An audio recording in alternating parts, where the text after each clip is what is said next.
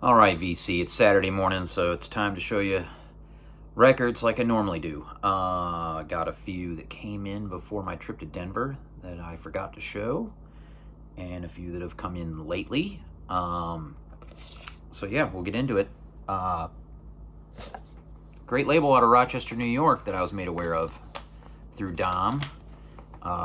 He's got a friend up there, Joe, that runs Carbon Records. This is their mail order catalog. There's a lot of records, a lot of interesting things. A lot of things catching my eye, like the Dead Sea. There's some stuff with, who else did I see on here? Chris Corsano on drums. And there were a few things that I've ordered. So I've put in 2 orders. The first order came in. And I was able to listen to both of these on Bandcamp. So I'll try to leave a link to Carbon Records Bandcamp. I ordered this stuff, and it came in 2 days. So we've got, this is the Carbon 15-year series. It's a CDR of Thurston Moore from Sonic Youth, titled Suicide Notes for Acoustic Guitar. It's almost 26 minutes long of excellent guitar noise. Kind of some of the stuff that he does in his duo with Mats Gustafsson. This is the kind of stuff I like listening to right now, with the world going up in flames, literally, like at Myrtle Beach. So this is really good for the times. Same with this 7-inch on Carbon. This is John Crossbauer and Patrick Shiroshi. John being a violinist and Mr. Shiroshi being a saxophone player from Los Angeles, who's well known for using effects through his saxophone. This was recorded in 2021. This is intense as fuck and really, really good. Again, fits right in with the kind of stuff I want to be listening to right now. So thank you, Carbon Records. And I've got some Japanese lo-fi noise guitar record coming from them next, called Taste.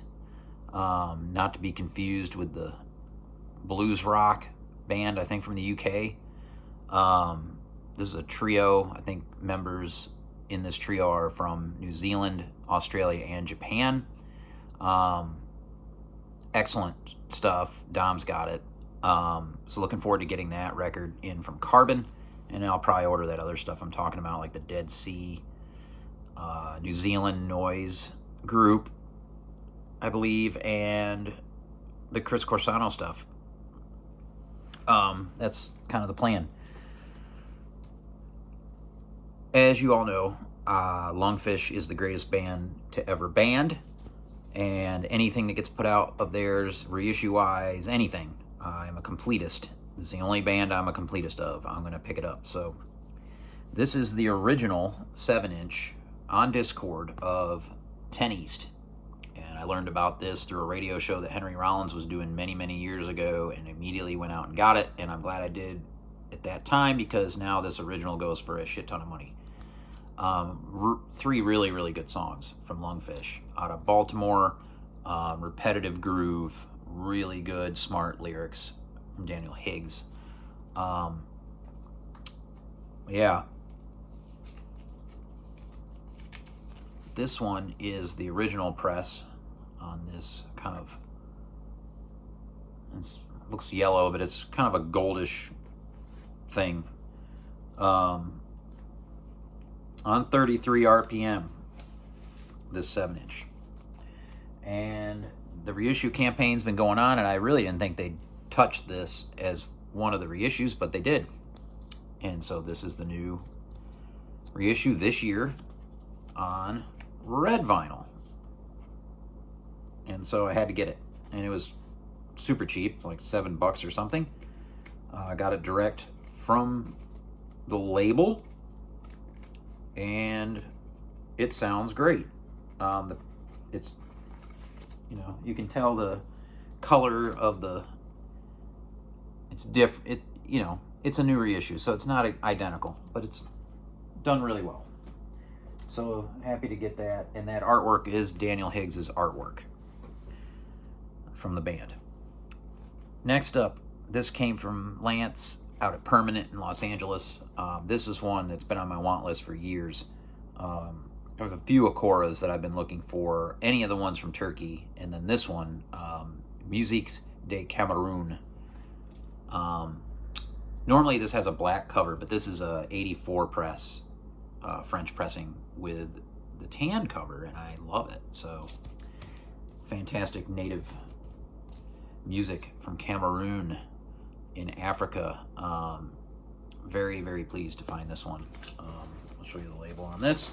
On the Akora, has an insert as well, and a beautiful, pristine copy in a nice sleeve.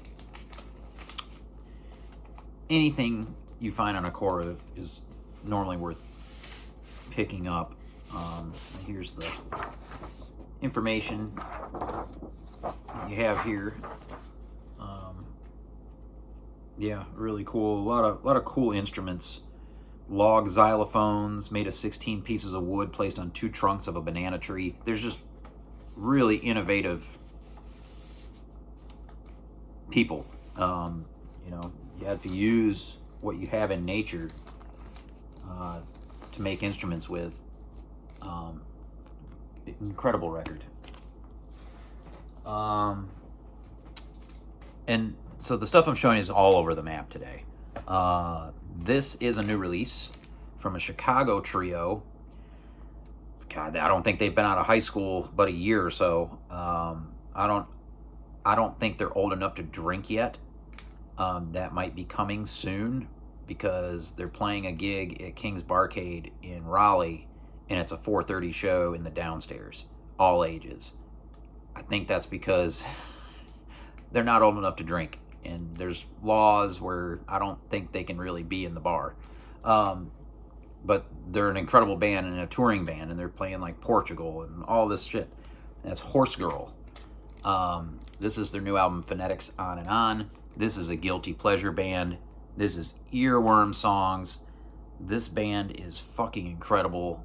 The drummer especially is a badass. Their first record has a lot of Sonic Youth type vibes to it. It's much heavier than this record. This is a departure from the first record. But that first record, I've had the CD in my car for months. And they've already put out 5 music videos for this. The song Switch Over is going to be my most listened to song of the year. Well, maybe not now that Dom's put out his Material Objects. I've listened to that like 5 times already this morning. But yeah, this is on Matador. Yeah, I think Sam the Vinyl Douche mentioned they may have moved to New York. I haven't heard that.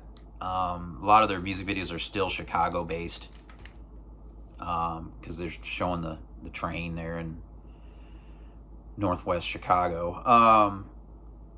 But yeah, Nora is the lead singer, lead guitarist. Penelope plays guitar and bass, and Gigi plays drums.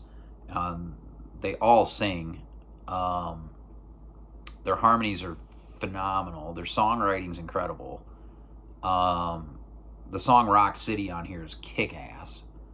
The second cut. One of the last tracks is absolutely badass. I think it was, Sport Meets Sound, track 10. This whole album is really well put together. No songs are the same back to back. That's one thing that John Digital Gramophone mentioned about this record is really well put together, and it's one of the best productions I've ever heard on a record. I mean, that's saying a lot.